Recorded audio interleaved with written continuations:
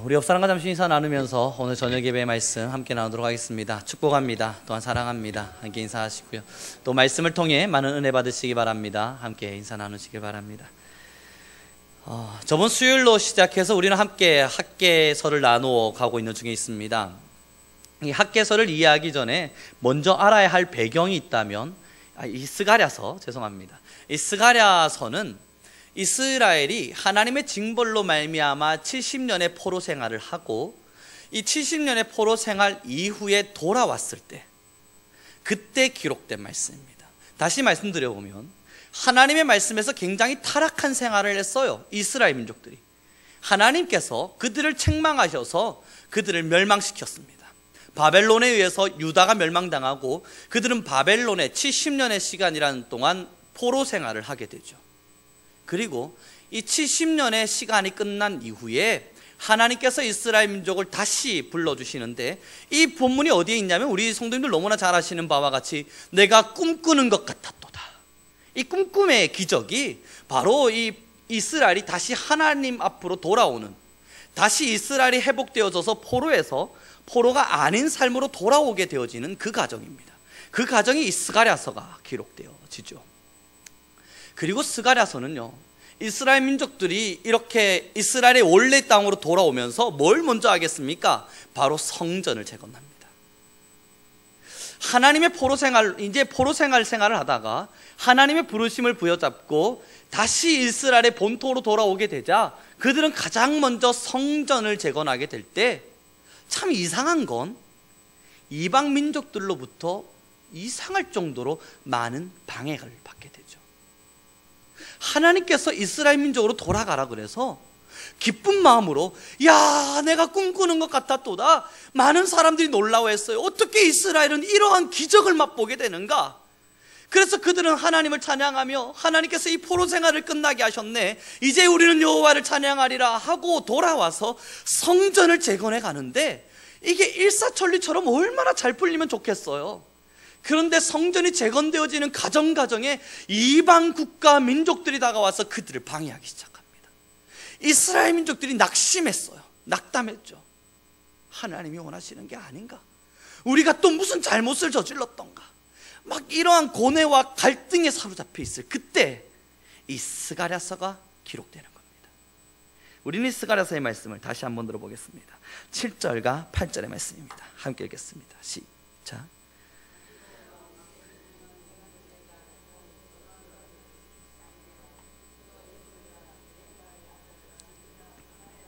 여호와의 말씀이 임하니라. 내가 밤에 보니 한 사람이 붉은 말을 타고 골짜기 속 화석류 나무 사이에 섰고 그 붉은 말과 자주말과 백마가 있기로. 이 스가랴가요, 한산 가운데 보니까 말을 탄 자 셋이 있는 거예요. 붉은 말, 그리고 자주빛 말, 백마가 있는 겁니다.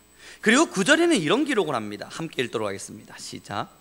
내가 말하되 내 주여 이들이 무엇이나이까 하니 내게 말하는 천사가 내게 이르되 이들이 무엇인지 내가 내게 보이리라 하니라.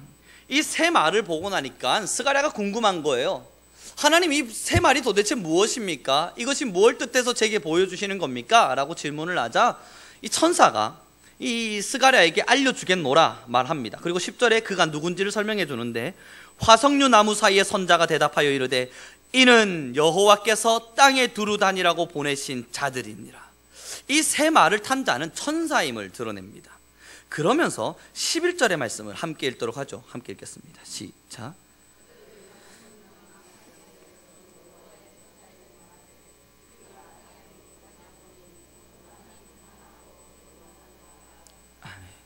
평안하고 온 땅을 두루 다녀 보니까 온 땅이 참 평안하고 평안하더이다 라고 말을 전하게 됩니다. 이 천사들이 말입니다.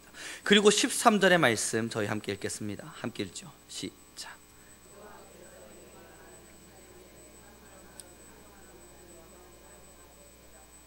하나님께서 그래서 천사에게 위로의 말을 전하는데 내게 말하는 천사가 내게 이르되 너는 외쳐 이르기를 만군의 여호와의 말씀에 내가 예루살렘을 위하여 시온을 위하여 크게 질투하며 안일한 여러 나라들 때문에 심히 진노하나니 나는 조금 노하였거늘 그들은 힘을 내어 고난을 더하였음이니라.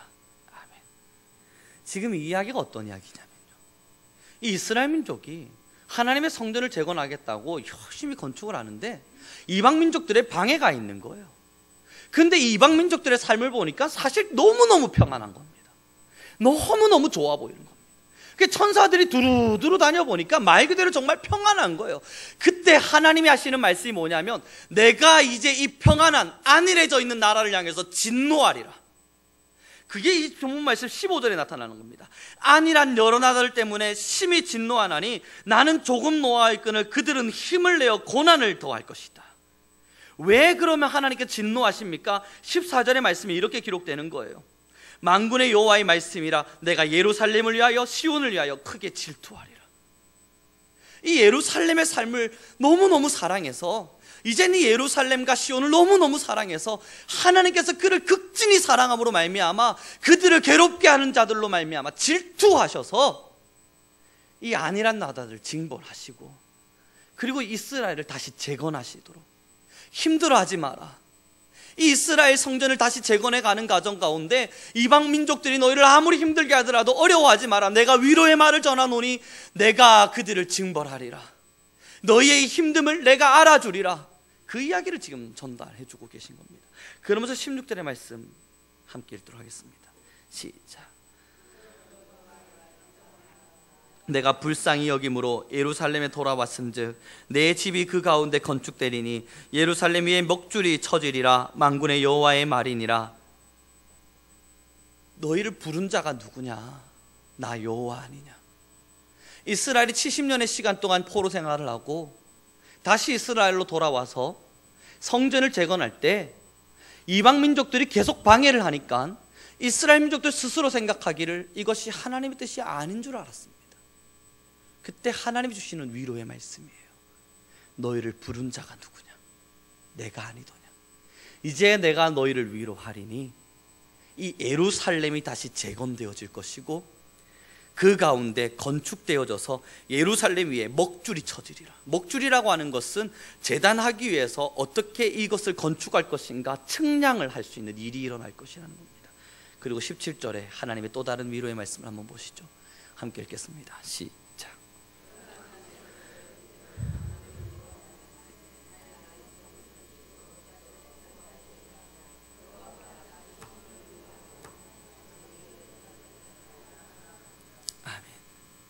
여호와 하나님께서 시온을 위로하고 다시 예루살렘을 택해 줄 것임을 이야기합니다. 사랑하는 우리 성교 성도 여러분, 지금 이 본문의 말씀을 좀 잘 기억을 해 주시기 바랍니다.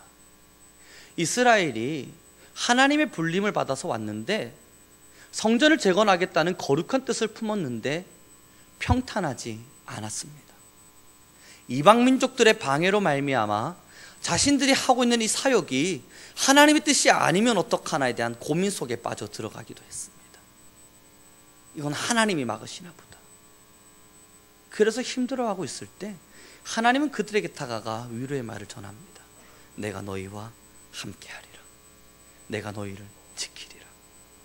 내가 다시 이 땅에 성전을 재건하게 하리라.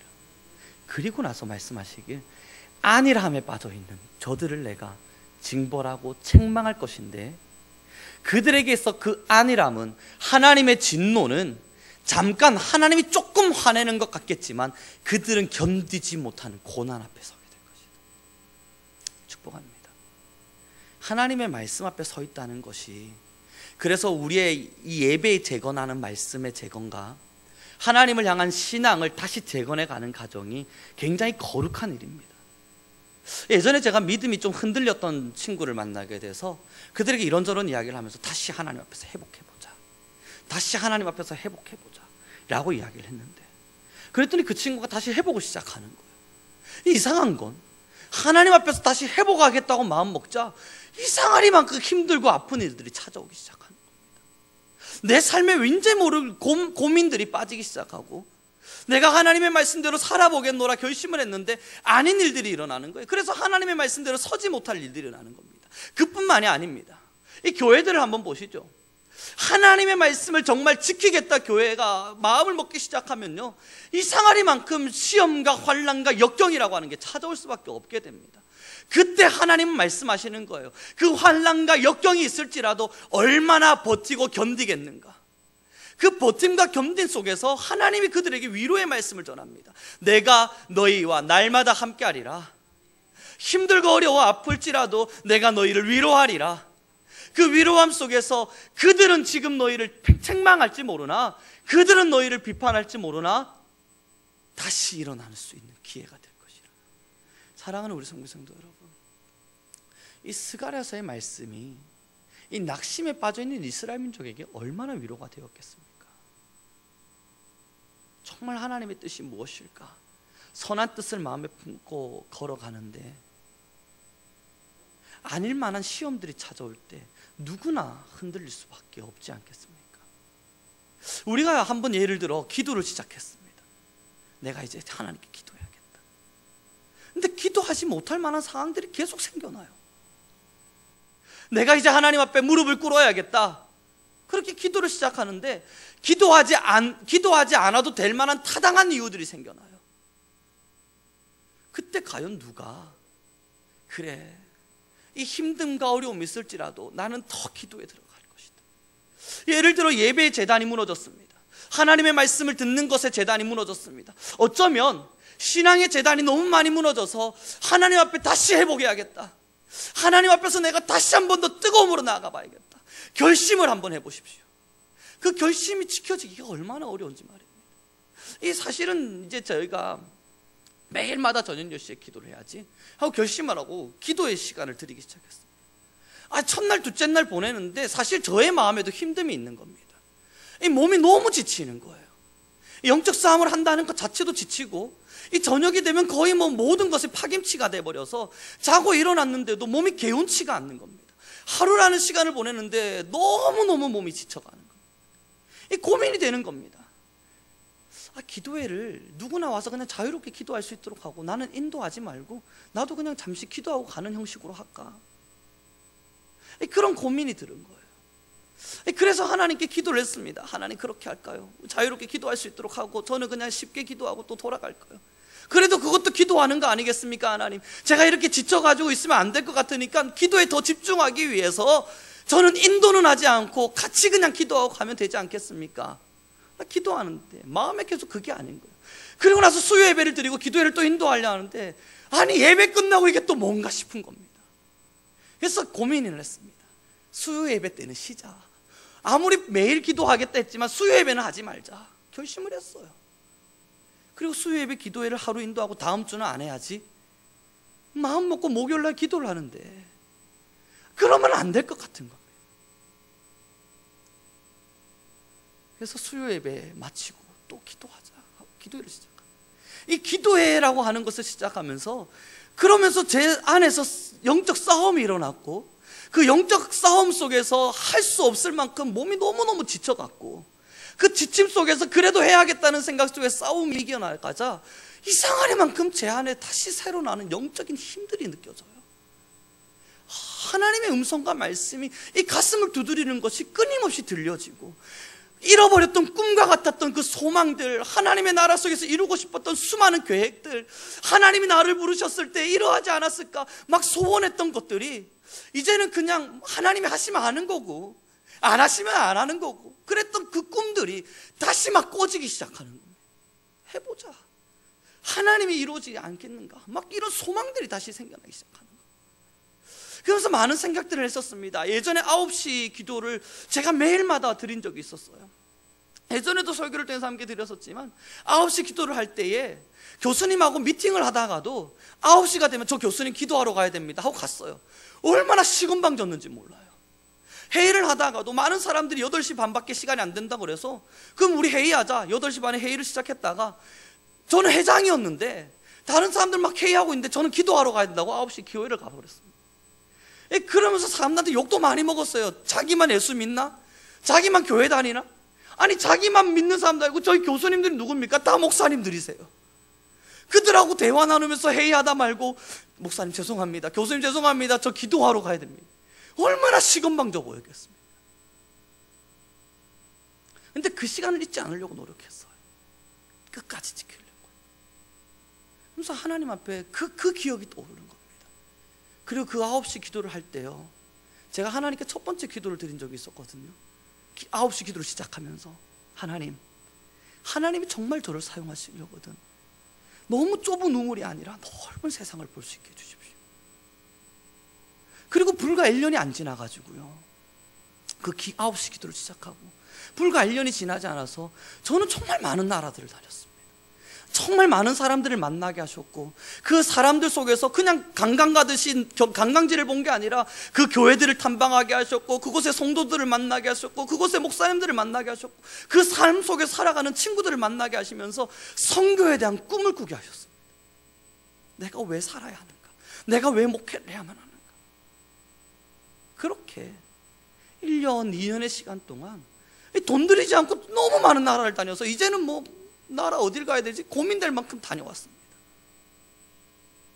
그리고 나서 또 그 9시 기도를 계속 유지해 가는데, 그 다음 하나님께서 내가 무엇을 해나가야 될지를 보이시고 아이들을 키우는 사역을 시작을 하게 했어요.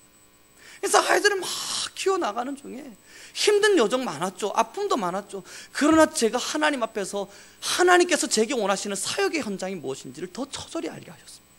아픈 자들의 마음을 알게 하셨고, 세상 가운데 얼마나 궁핍하고 아프게 살아가는 사람들이 많은지를 보게 하셨고, 세상 가운데 얼마나 소외당하면서 살아가야 되는 사람들이 있는지를 알게 하셔서, 첫 번째는요, 해외에 있는 수많은 사람들을 보게 하셔서 그들의 마음을 품게 하셨다면, 두 번째는요, 국내 가운데 있는 수많이 아파하는 어린아이들과 친구들을 만나게 하시면서 그 아픈 가슴들을 마음에 품게 하셨습니다. 그러면서 저는요, 나는 나중에 목회하면 이런 교회를 이룰 것이다. 그리고 저는 기도를 잃었어요. 매일 기도하던 9시의 시간을 잃었습니다. 그냥 틈틈이 제 시간을 따라 기도해 갔죠. 그리고 저는 그 꿈 또한 잃었습니다. 마음에는 있는데 하나님이 하시면 하는 거지. 하나님께서 원하신다면 내 그릇대로 사용해 주시겠지. 그저 안일하게 생각했어요. 그리고 이번 한 주, 2주 매일 기도회를 드리는데 하나님께서 제게 음성을 주세요. 네 목회가 끝나는 순간까지 이 기도 시간을 잊지 마라. 힘들어 죽겠는데, 저는 사실 한 2달 하고 말라 그랬어요. 한 2달 바짝 하고, 그래서 청년들 기도하는 습관 좀 들여주고 나는 이제 안 해야지. 근데 하나님께서 제게 말씀하시는 게, 너의 목회의 평생이 끝날 때까지 제발 그 기도 시간을 잊지 마라 했어요. 코 꼈다. 저번주에 말씀드렸잖아요. 기도하면 이상하리 하나님께서 회복하겠습니다 이야기하면 하나님께서 십자가를 하나 더 주실 것 같아서 무서워서 안 하겠다 하는 그 감정이 제게도, 그 신앙이 제게도 있었는데, 이렇게 기도를 시작하고 나니까 음성을 주시니까 하나님께서 말씀하신, 평생의 목회가 끝날 때까지 그 10시의 기도 시간을 잊지 마라, 매일 내게 드리는 그 기도의 시간을 잊지 마라, 막 감동을 주시는데, 하나님 저 2달 약속하셨는데 2달 약속 후에 저는 이제 안 할 생각이었는데 이거 어떡합니까? 정말 컸겠다는 생각을 했어요. 근데 이게 슬픈 일이냐면 아니었어요.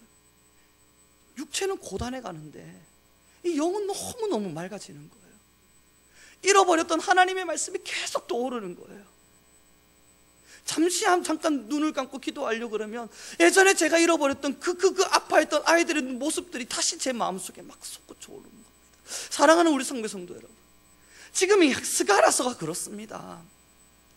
이스라엘 민족이요, 돌아와서 이제 우리가 하나님 잘 섬길 거야. 성전도 재건하고 성전 건축도 아름답게 해서 여기서 우리 하나님 정말 아름답게 섬길 거야.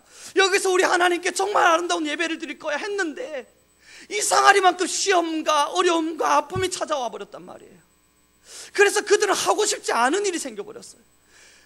하나님의 말씀을 가지고 성전을 재건하면서 이 성전이 지어지면 우리가 하나님께 영광을 올려드리자, 이 성전이 지어지면 우리가 여기서 하나님을 예배하자, 그들의 마음이 얼마나 들떠 있겠습니까? 그런데 그들이요, 시험이 찾아오고 어려움이 찾아오고 환경의 환란이 찾아오자 쉬고 싶다, 이제 좀 쉬고 싶다, 그런 거예요. 그래서 낙담하고 넘어져 있는데 하나님이 찾아가 말씀하시는 겁니다. 내가 너희를 사용할 것이다. 나의 위로를 들어라. 너희가 지쳐있지만 않으면 일어나 다시 이름 힘을 내면 이 예루살렘 성전에 먹물이 치질 것이다. 내가 이곳을 다시 축복할 것이고 이 예루살렘에서 하나님을 찬양하는 그 아름다운 일이 일어날 것이다.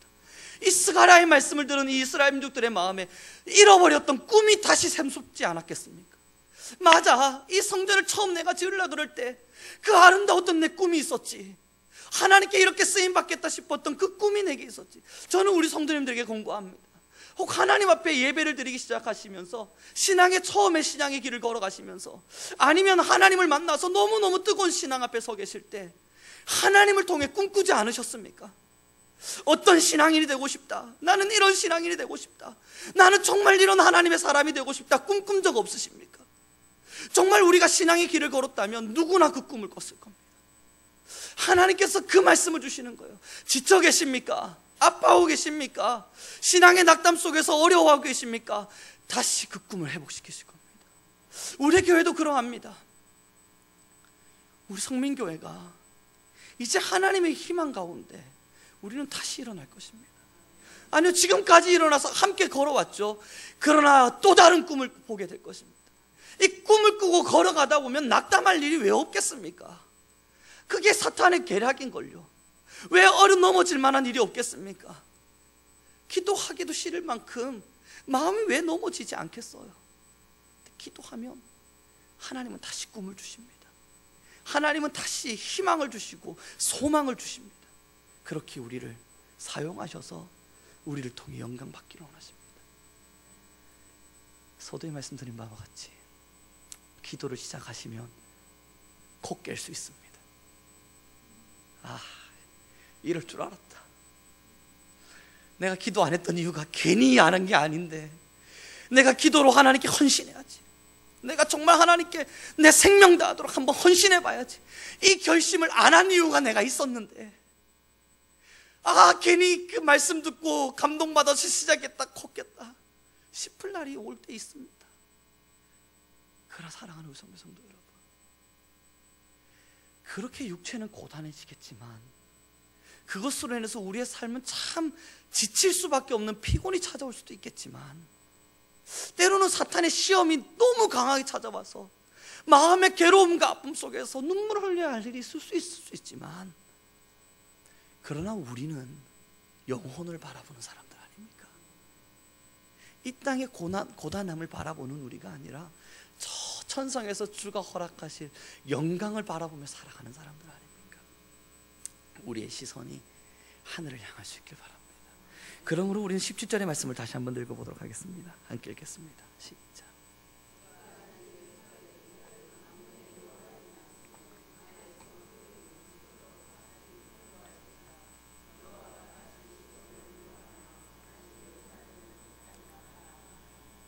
하나님께서 스가랴를 통해서 이스라엘 민족에게 선포하라 하신 이 말씀이 시간이 흘러 우리 성도님들에게 전달되어졌습니다.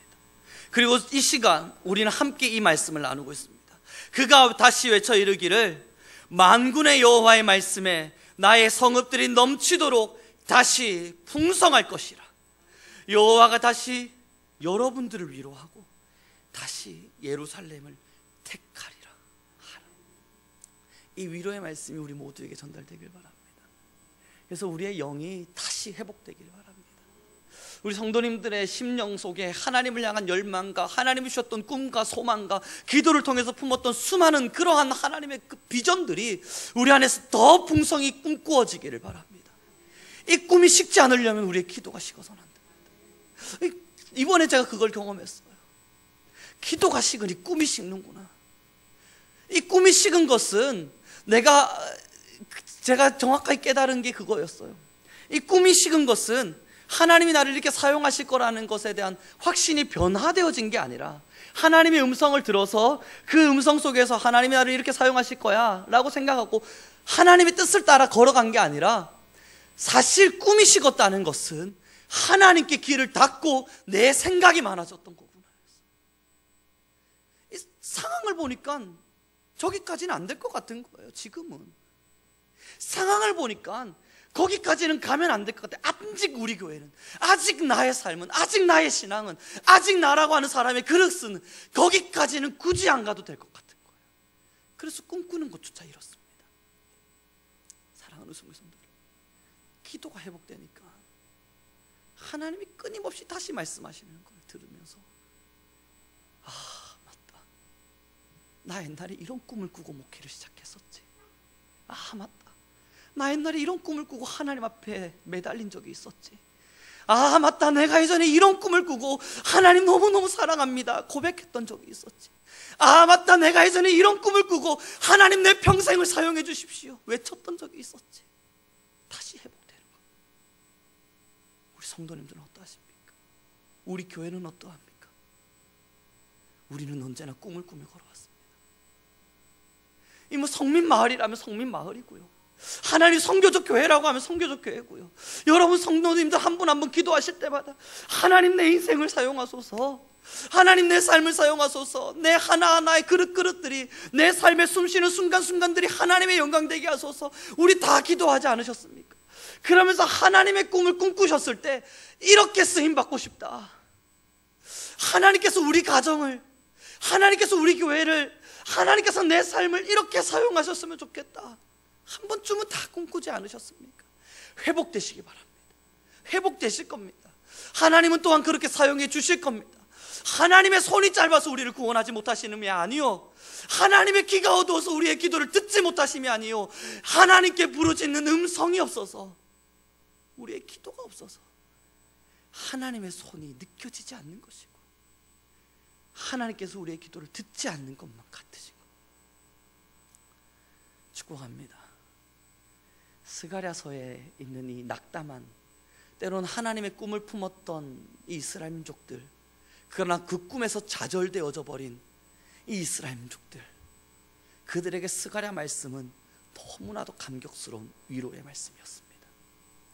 다시 꿈을 꿀 수 있게 해주는, 다시 하나님의 사람으로 살겠다는 결단을 하게 해주는, 다시 하나님을 찬양하는 자가 되어서 내 평생을 여호와께 바치겠노라 결심할 수 있게 해주는 그러한 계기가 되었을 것입니다.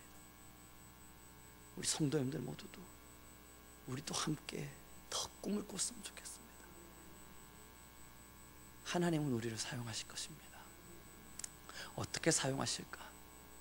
지금의 환경을 보면 모르죠. 하나님을 보면 보일 것입니다. 지금의 상황의 사람들의 이야기를 들으면 우리는 할 수 있는 능력을 갖추지 못했죠. 그러나 하나님의 음성을 들으면 그 꿈이 다시 꾸어질 것입니다. 그래서 말씀을 마무리 짓도록 하겠습니다.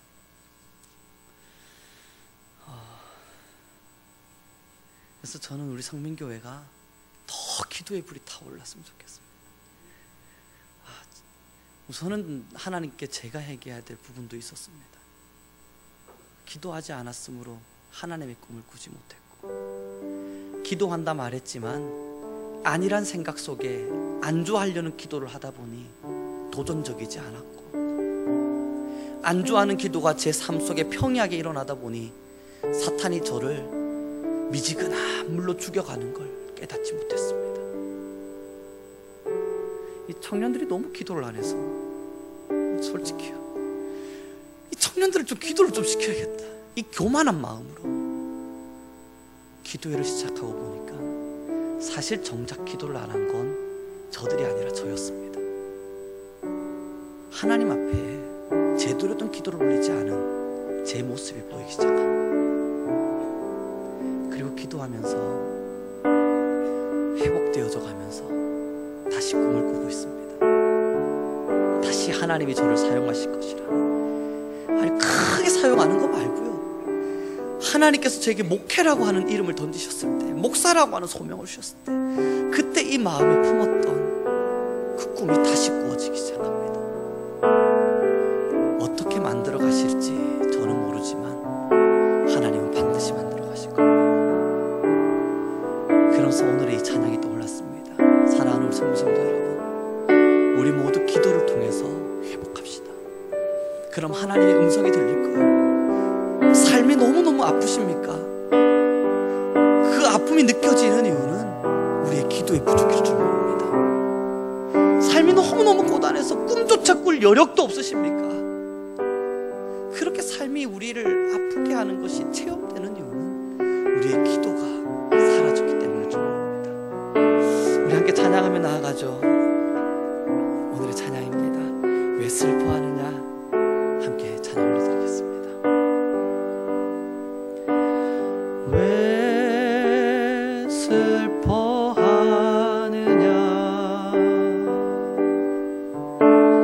왜 걱정하느냐?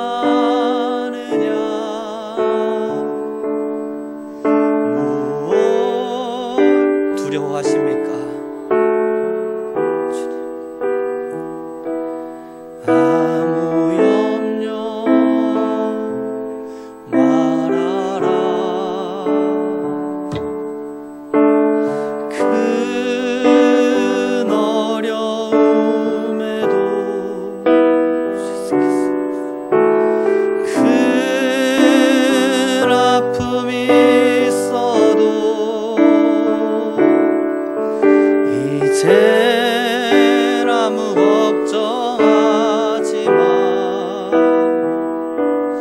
내가 널 붙들어 주리. 내가 너와 항상 함께하리라. 아멘.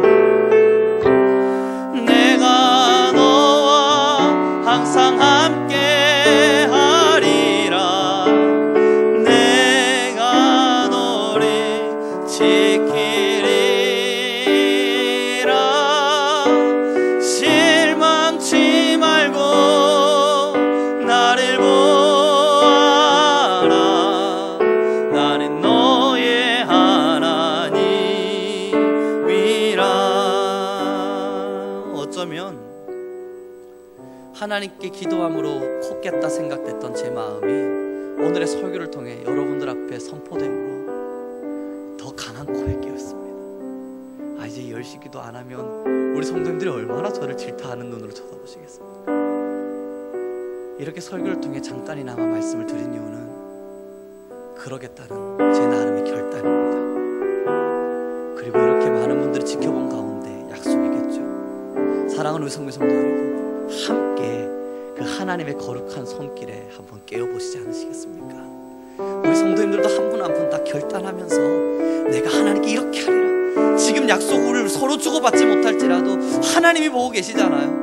그 안에서 서로의 마음 가운데 결단하지 않으시겠습니까? 그래서 우리 상민교회가 그리고 우리 성도님들의 삶이 정말 하나님의 위로와 하나님의 능력 주심과 하나님의 도우심이 풍성히 넘치는 그러한 삶을 살았으면 좋겠습니다. 우리의 생각으로 일으켜지는 삶 말고요, 우리의 삶의 도전으로 일으켜지는 삶 말고요, 정말 하나님의 부어주시는 은혜, 하나님이 이끌어가시는 그 능력, 이건 정말 하나님이 아니었으면 이룰 수 없는 일이었는데 고백할 수밖에 없는 그 엄청난 기적, 그 모든 것들을 체험하며 살아가는 우리가 되지 않겠습니까? 우리 함께 한 번 더 찬양하며 나아갔으면 좋겠습니다. 큰 어려움에도 큰 아픔이 있어도 이젠 아무 걱정하지 마. 함께 고백 올려드리도록 하죠. 주님, 큰 어려움에도 큰 어려움에도 큰 아픔이 있어도 이젠 아무 걱정하지 마. 이젠 아무 걱정하지 마. 내가 널 붙들어. 하나님이 여러분들과 항상 함께 하실 것입니다. 아멘. 내가 너와 항상 함께 하리라. 내가 너를 지키리라. 실망치 말고 나를 보아라. 나는 너의 하나. 지금 이 시간 우리도 함께 기도하기를 원합니다. 각자 하나님 앞에 하나님 내가 꿈을 꾸게 하소서. 하나님 내가 실망하지 말고 낙담하지 말고 일어나 더 큰 일을 이룰 수 있는 우리가 되게 하소서. 하나님의 기적을 체험하며 하나님의 함께하심을 체험할 수 있도록 허락하소서. 우리 함께 기도하고요. 또한 각자의 마음에 솟구쳐 올라오는 결단이 있다면 내가 이렇게 해야지, 솟구쳐 올라오는 결단이 있다면 하나님께 함께 고백함으로 우리의 결단을 아뢰일 수 있는 시간 되기를 소망합니다. 우리 주여 한번 부르시니 간절히 기도하며 나아가겠습니다. 주여